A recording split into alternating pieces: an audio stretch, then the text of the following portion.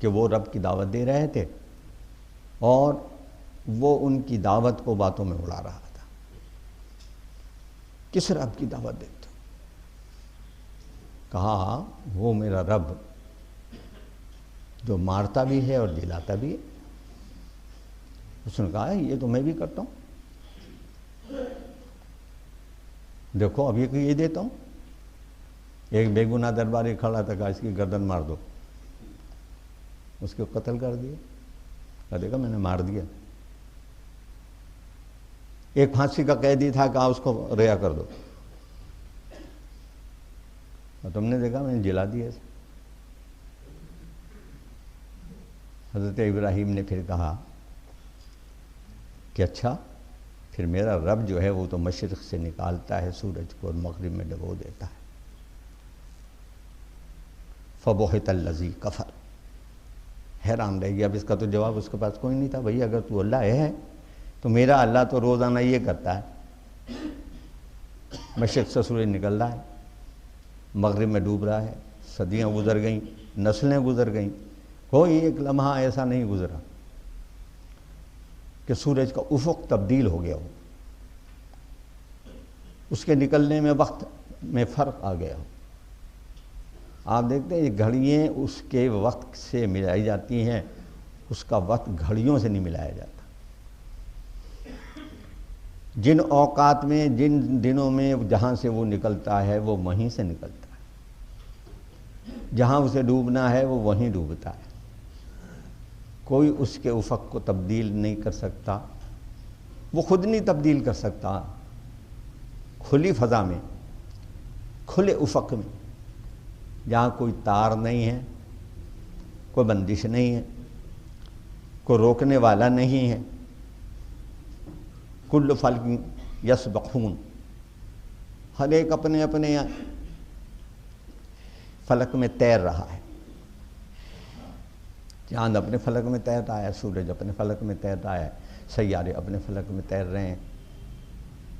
جہاں بے سہارا اور بے آسرا اور بے بندش کوئی چیز تیر رہی ہو، اس کو کوئی ٹکرانے سے روک سکتا ہے؟ بچے لٹو چلاتے ہیں، آپ نے بھی کبھی چلایا ہوگا۔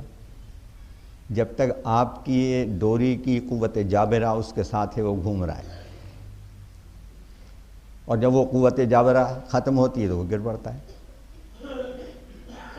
آپ آسمان کی طرف پتھر پھینکتے ہیں، جہاں تک آپ کے ہاتھ کی قوت جابرہ اس کے ساتھ جا رہی ہے وہ جا رہا ہے، اور جہاں وہ ختم ہوگا، یہ جابر قوت آپ کی جس نے اسے اوپر پھینکا ہے ٹھیک نیچے آ کے گرے گا۔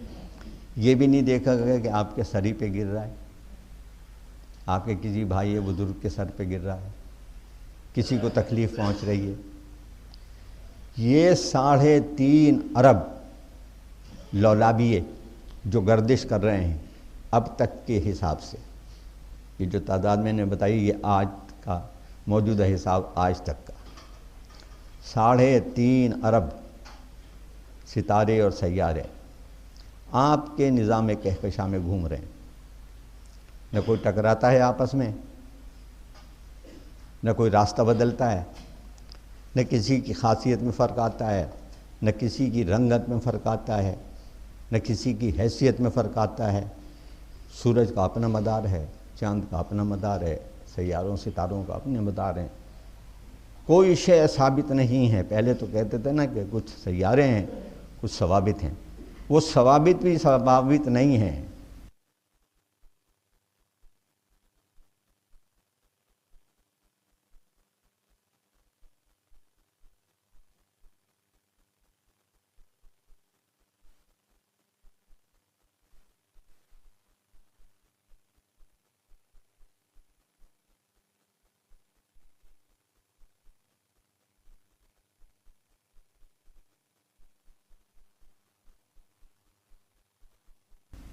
وہ بھی اپنے اپنے فلک میں تیر رہے ہیں۔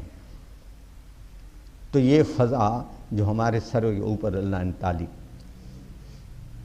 اور جس کی کیفیت بتائی یہ وَزَيَّنَّا السَّمَاءَ الدُّنْيَا بِمَصَابِيحَ، ہم نے آسمان دنیا کو ستاروں سے مزین کر دیا ہے کسی میں یہ طاقت نہیں ہے کہ ان مزین ستاروں میں سے کوئی ایک توڑ لائے، کسی ایک کا راستہ بدل دے۔ اب ذرا تم یہ بتاؤ کہ تم جو یہ وفد لے کے آئے ہو میرے پاس، مجھ سے کیا چاہتے ہو؟ انہیں صاف جواب دے دو۔ میں اس اللہ کا نمائندہ ہوں جس کے اختیار میں سب کچھ ہے، خود میری جان بھی ہے۔ نبی صلی اللہ علیہ وسلم ارشاد فرماتے ہیں، سے کسی نے پوچھا، سوال کیا صحابی نے، قیامت کب آئے گی؟ عمر کتنی باقی ہے؟ کہا جب میں سجدے میں جاتا ہوں اور سبحان اللہ کہتا ہوں تو مجھے یہ بھی یقین نہیں ہوتا کہ اس کے بعد ربی الاعلیٰ بھی کہہ سکوں گا کہ نہیں۔ یہ کوئی عام آدمی نہیں کہہ رہا، یہ وہ کہہ رہا ہے جس کا 24 گھنٹے رشتہ اللہ سے قائم ہے، اس لیے کہ ان ہوا الا وحی یوحیٰ، وہ جو کچھ بھی فرماتے ہیں خود نہیں کہتے، وہ تو جو وحی آتی ہے تو کہتے ہیں۔ تو جس پر وحی کے ذریعے اللہ کا تعلق 24 گھنٹے قائم ہو، جس کا دل کبھی نہ سوتا ہو، حضور اکرم صلی اللہ علیہ وسلم کا یہ بھی ارشاد ہے، میری آنکھیں سوتی ہیں، میرا دل جاگتا ہے۔ جس کا دل ہر وقت جاگتا ہو، جس کا تعلق ہر وقت اللہ سے ہو، اور جو اللہ سے مانگے وہ ٹالا نہ جائے۔ آپ نے اس دعا پر بات کو سمیٹ لیتے ہیں۔ آپ نے اللہ سے ایک دعا کی تھی، میں نے احادیث جتنا میرا مطالعہ ہے اس کے مطابق ہی بات کر رہا ہوں، ہو سکتا ہے کہ یہ ناقص ہو اور کوئی اور حدیث کسی بھائی کے علم میں ہو۔ ایک دعا مجھے ایسی نظر آئی کہ جس میں صرف نبی صلی اللہ علیہ وسلم کی دعا اللہ نے آدھی قبول فرمائی، آدھی کے کیا نہیں، اس کی ضمانت نہیں، اور وہ ہمارے اور آپ کے متعلق ہے۔ بہت خوفناک دعا ہے۔ حضور نے فرمایا، اللہ میری امت پر کسی ایسے ظالم کو مسلط نہ کرنا جو اس کا بیج مار دے، جو اس کو بالکل ختم کر دے۔ اللہ نے کہا منظور،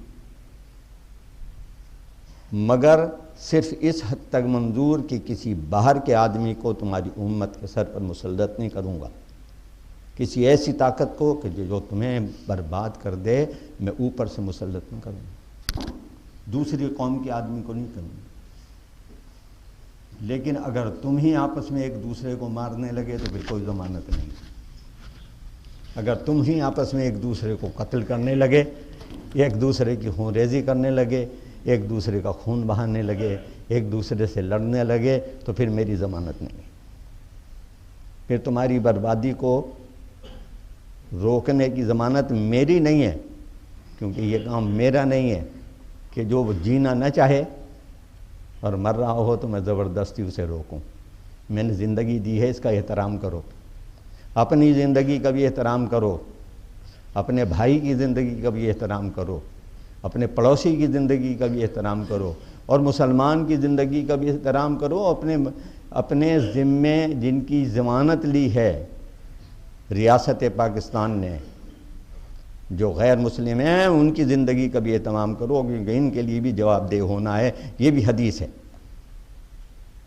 کہ حضور اکرم صلی اللہ علیہ وسلم نے فرمایا، جس نے کسی غیر مسلم کو ایذا پہنچائی، تکلیف دی، جو حکومت کو اسلامی ٹیکس دیتا ہو، تو قیامت کے دن اس کی طرف سے میں وکیل بن کے اٹھوں گا، اور جس کی طرف سے میں وکیل بن کے اٹھوں پھر سمجھ دو کہ فیصلہ کسی کے حق میں ہوگا۔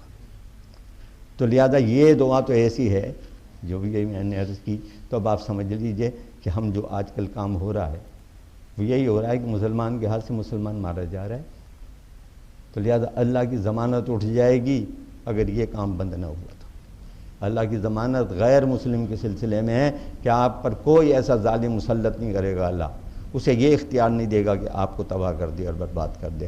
وقت ہے، اچھے برے آتے رہتے ہیں، جاتے رہتے ہیں، لہذا اپنے آپس میں پیار اور محبت پیدا کرو، اور توحید بنیادی رکن ہے، اس کو درست کرو۔ اس میں حضرت ابن عباس کہتے ہیں یہ شرک اور خدا کی توحید میں مداخلت اتنا عجیب جرم ہے اور اتنا باریک ہے کہ سمجھ میں نہیں آتا بعض دفعہ. یہ ایسا ہے کہ جیسے کالی رات میں کالی چٹان پر کالی چیمٹی چل رہی ہو، اتنا باریک ہے. انشاءاللہ گفتگو پھر کریں گے باقی. وآخر دعوانا ان الحمدللہ رب العالمین.